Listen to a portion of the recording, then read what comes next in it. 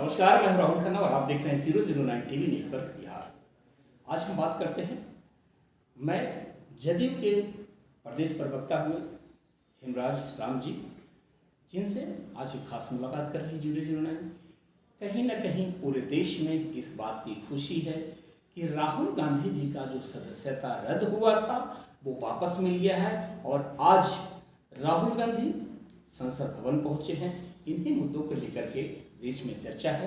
हम हेमराज जी से जानना चाहेंगे कि राहुल गांधी जी की जो सदस्यता वापस आई है उसके बाद में पूरे देश में एक खुशी की लहर दौड़ गई है। अचानक हीरो की एंट्री चलती फिल्म में हो गई है।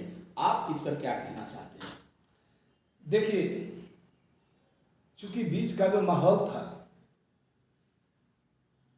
उस माहौल में परिवर्तन हुआ। सुप्रीम कोर्ट ने जो निचली अदालत का फैसला था उस फैसला पर टिप्पणी करते हुए सुप्रीम कोर्ट ने अपना फैसला सुनाया। निचली अदालत ने जो फैसला दिया उस फैसला के हिसाब से, उस फैसला के आधार पर आनन फानन में भारतीय जनता पार्टी ने, सीधा मेरा आरोप है कि भारतीय जनता पार्टी ने आनन फानन में उनकी सदस्यता खत्म कराई। लेकिन सुप्रीम कोर्ट से जो फैसला आया, फैसला के बाद आज राहुल गांधी जी की सदस्यता भी वापस आ गई, पुनः मिल गया सदस्यता। तो इसको लेकर के निश्चित रूप से लोगों में खुशी है।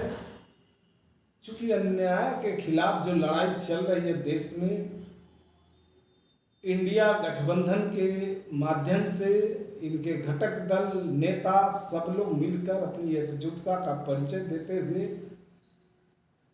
अपने मिशन की ओर आगे मजबूती के साथ बढ़ रहे हैं ताकि 2024 में भाजपा मुक्त भारत बनाया जा सके।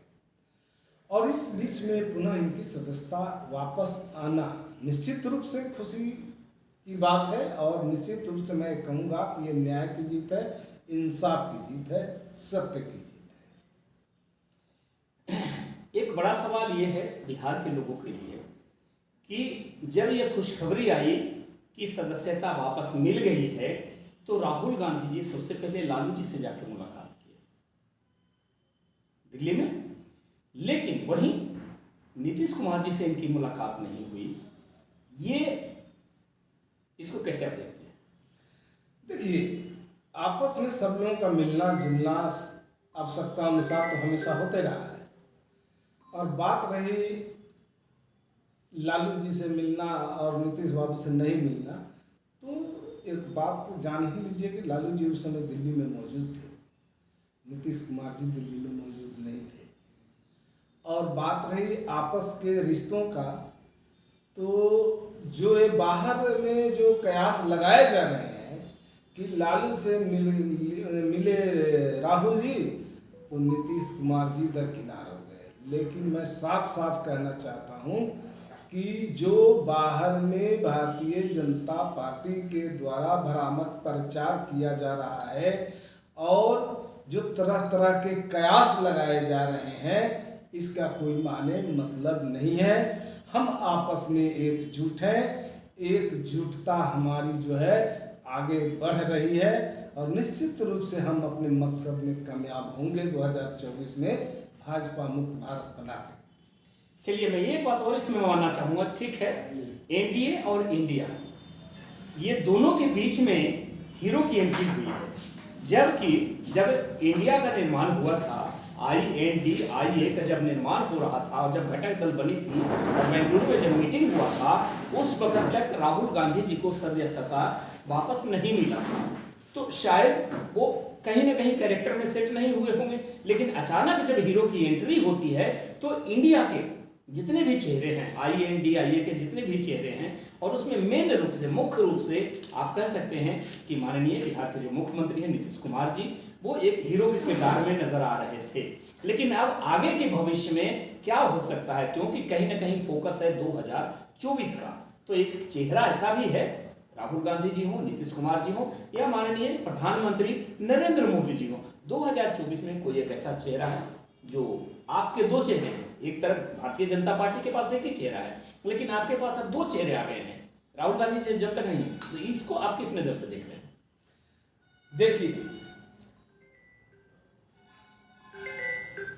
पूरा देश जानता है कि नीतीश कुमार जी ने जिस समय इस मुहिम की शुरुआत की थी, उस समय भी यही बोले थे और आज भी एक ही बात बोल रहे हैं कि मुझे कोई पद की लालसा नहीं है, न मैं प्रधानमंत्री के पद के दावेदार हूँ।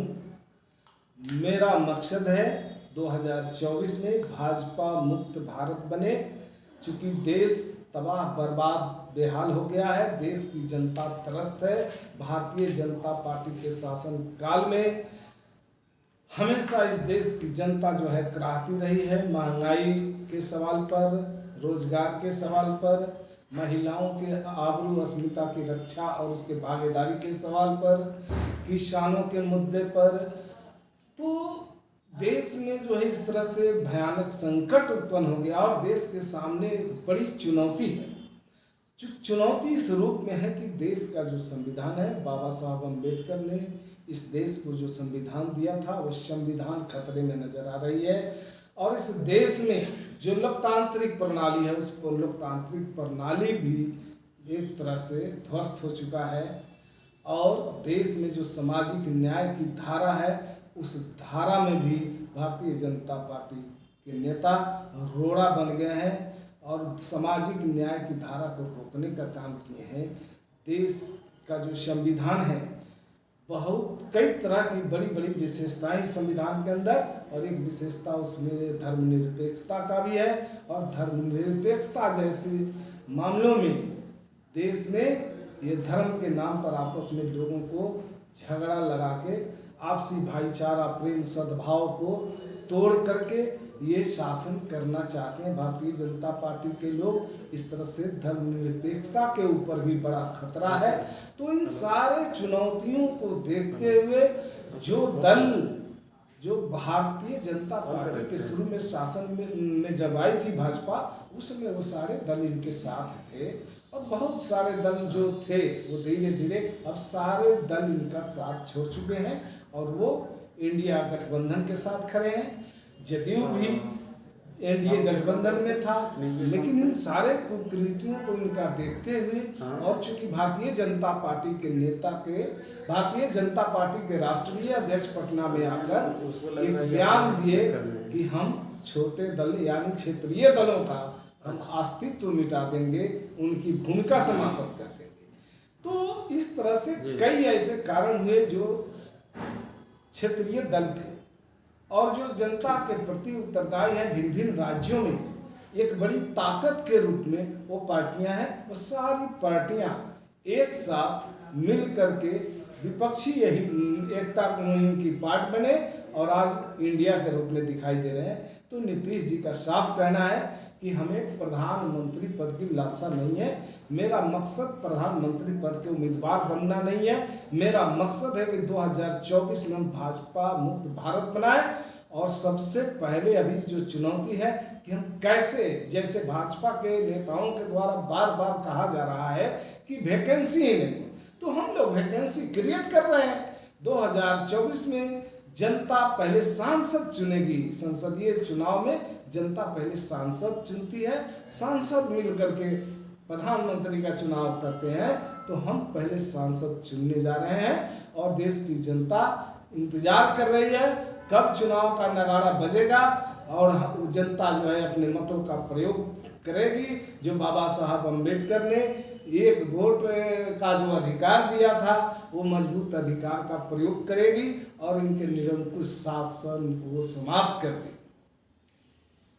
तो कहीं ना कहीं मैं बताना चाहूँगा कि प्रदेश प्रवक्ता जदयू के हेमराज राम जी, राहुल गांधी जी की जो सदस्यता वापस आई है और कहीं ना कहीं आज का दिन संसद भवन में पहुंचने के बाद जो देश के लोगों में जो खुशियां हैं और खुशी की लहर जो दौड़ी है, कहीं ना कहीं एक चेहरा, एक उम्मीद ये भी जागा है कि चलिए 2024 में जिस चीज़ से नाउम्मीद लोग हो रहे थे, कहीं ना कहीं एक उम्मीद की किरण जागी है। अब ये तो आने वाला कल पता चलेगा कि 2024 में कौन किसको उखाड़ फेंकता है। क्या भारतीय जनता पार्टी उखड़ती है या फिर इंडिया अलायंस जो बना है, INDIA इंडिया अलायंस जो बना है, ये अब दो की टक्कर है पूरे देश के लिए। तो हमारे देश की जो जनता है कहीं ना कहीं इस बातों से भी खुश भी हैं और कहीं ना कहीं उनके दिल में एक ऐसा नाराजगी भी है। चलिए बने रहिए हमारे साथ और देखते रहिए 009 टीवी नेटवर्क बिहार। नमस्कार।